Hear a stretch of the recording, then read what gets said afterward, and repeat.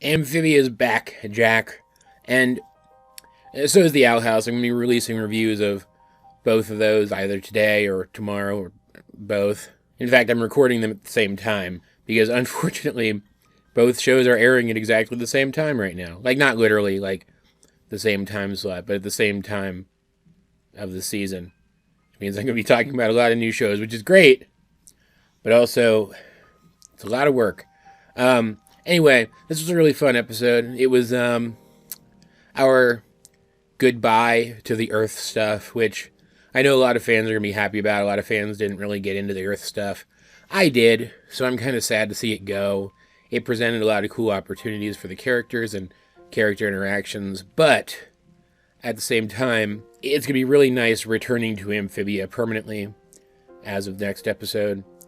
And also, this episode does a really good job of giving us all of that cool Earth stuff one last time. And it's not like all of the Earth-related story stuff is resolved here, especially considering that Andrea still wants to invade the Earth. So, I'm assuming we're going to get like a big climax where the Earth side of stuff and the Amphibia side of stuff has to unite. And we're going to see follow-up to this stuff there. So, missing the Earth stuff doesn't have to be forever. We're going to get more of it, I think. Right? But in this episode, escape to Amphibia and tries to escape to Amphibia. There you go. Summation of the episode over. No, I'm kidding. In this one, FBI Agent X comes into things again. The portal is almost done. They need a stronger power source, but it's about done. So Anne is getting ready for her trip, and her parents take her to Costco to stock up. And we get another like place gag, you know, where they show up at Costco and the planters are all impressed with Costco. There's some really funny gags in this too, where Hot Pop has become obsessed with avocados and avocado toast.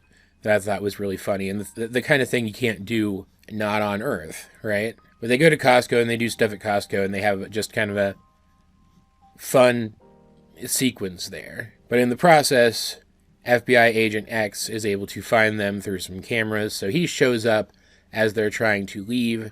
And can I just take a second to say, the scene where it shows them finishing up packing the back of their car with all the stuff from Costco, spot on. That's exactly how it feels. But he shows up as they're getting ready to leave, and he finally gets the planters, and then leaves Anne behind because he doesn't think she's a threat.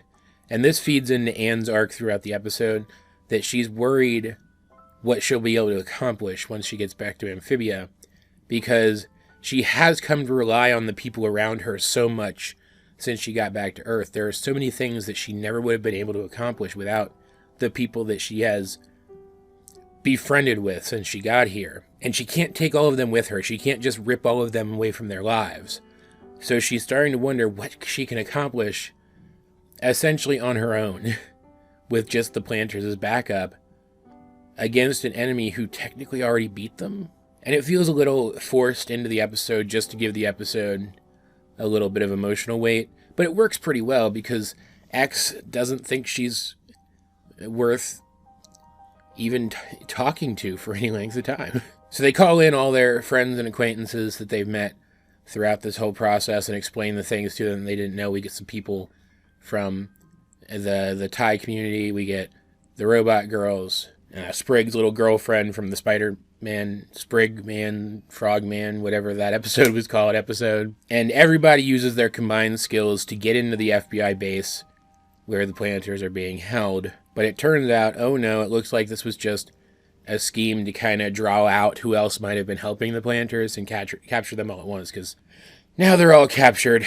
And it's only because the portal team snuck away to steal a generator from the base that they end up escaping because the power goes down on the base. So they get away. There's a car chase here, but they get away. But they still don't have enough power for the portal. It isn't until the FBI shows up again at the site of the portal. And Anne's arc for the episode concludes with, thanks to her parents and the other people around her, her realizing that she can accomplish whatever she wants to. It's a generic, I could do whatever I put my mind to kind of message. But it works for this episode because it reminds her of just how powerful she is. And so she summons her magic again and is able to repel the FBI. But at the same time, and this makes perfect sense, because the portal is the kind of thing that's created by the magic from the music box in the first place. Her music box magic powers, her, what do they even call them? Calamity powers? Are compatible with the portal. She's able to power the portal open with them and even six a creature from Amphibia on the FBI agents. Definitely killing some of them. But like, man, they had it coming, you know? And she and the planters escape through the portal, leaving everyone else behind. But we get a scene at the very end where it seems like her parents are going to tell X off and actually explain to him what's been going on. Because he did interrogate the planters earlier, but they're the planters. They didn't really give anything useful or harmful or anything that wasn't funny. So, you know, he doesn't really know what's going on, even now. And just to top everything off, to make sure that he's not going to be following them to Amphibia somehow, the portal gets destroyed.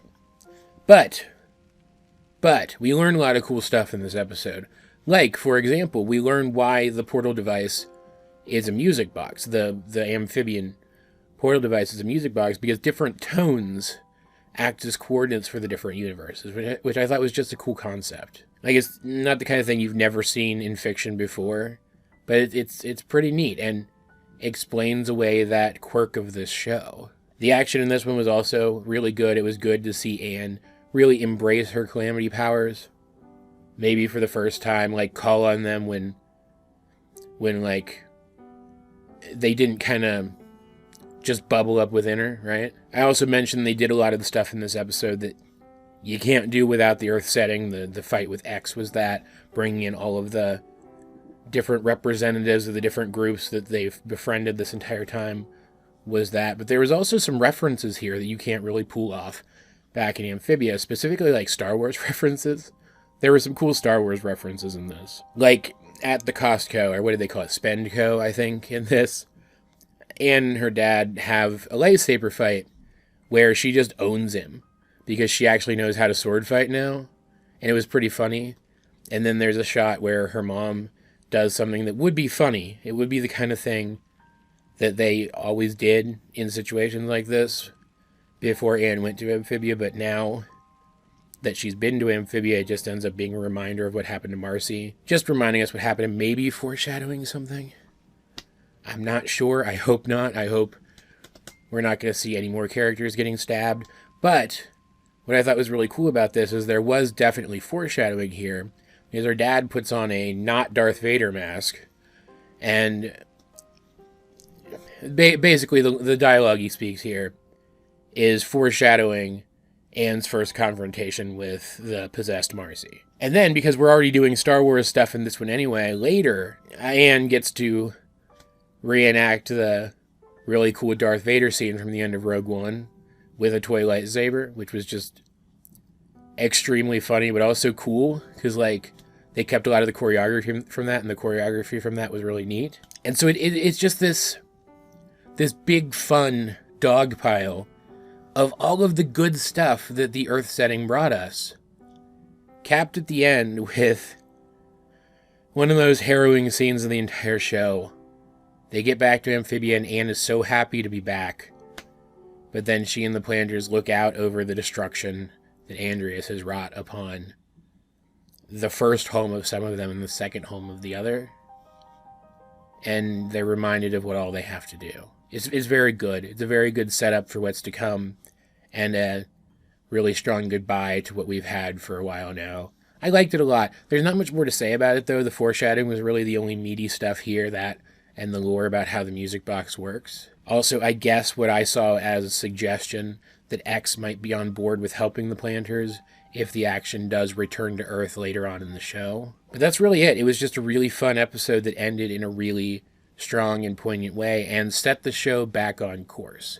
Like, even I, as someone who liked the Earth setting and the stuff done in the Earth setting, will freely admit that the show was more fun and more stuff did happen in Amphibia. And we are back in Amphibia now. And I'm very excited about that. I'm hoping now that we're back in Amphibia too, and Sasha has been being the guardian of Wyrtwood, we're going to get some fairly immediate and ongoing and direct interactions between Anne and Sasha. Because Sasha has a lot to answer for to her friend, and also I think they're going to make up, and I really want to see them interact more, because we got a lot of one-on-one interactions between Anne and Marcy for a while. We need some one-on-one interactions between Anne and Sasha now to balance that out. But yeah, it was good. It did everything that I feel like it set out to do. It did everything that I feel like it needed to do. It got me hyped to watch this upcoming run of episodes, and that was its purpose. I do feel bad, though, for Hop Pop, because he had planned to bring Earth avocados back to Amphibia and grow them there and sell them to all the other frogs, make a fortune off of it, and it doesn't look like that's going to happen. Poor guy. Nothing ever goes his way. It's not like once this is over, they'd have basically unlimited access to a music box portal that would allow him to move freely between the two worlds, at least hypothetically. But yeah, what did you guys think of the episode Escape to Amphibia, if you have seen it? Let's get a discussion going in the comment section down below. And while you're down there, you might as well like the video, share it with anyone else who think you would enjoy my content, subscribe if you haven't. You can also check out links to my various social medias, as well as the many ways you can help out the channel. Those will be in the video description, but either way, this has been AJ22, and I will talk to you guys later.